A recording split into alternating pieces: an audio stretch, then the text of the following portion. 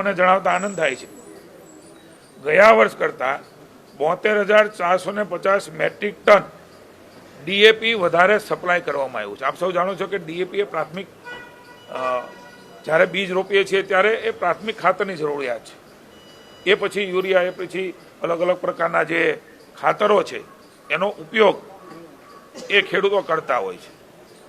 એટલે એનો અર્થ એ થાય છે કે રવિ પાકનું સિઝનનું વાવેતર એ રાજ્યમાં મોટા પાયે ખેડૂત કરી શક્યા છે।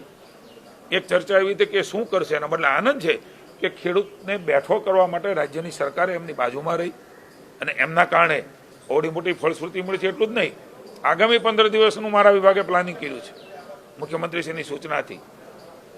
1,41,875 મેટ્રિક ટન યુરિયા એ સપ્લાય કરવાનું પ્લાનિંગ થઈ ચૂક્યું છે।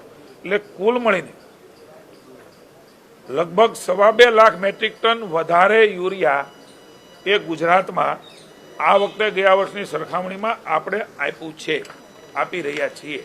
એટલે રવિ સિઝન એ ખૂબ સારી આપણી જવાની છે। ખેડૂતોને એમાંથી નાની મોટી એની મહેનતની કમાણી પણ થશે। ઈશ્વરને આપણે પ્રાર્થના કરીએ કે બરાબર રીતે ઈશ્વર પણ એમાં આપણને આશીર્વાદ આપે।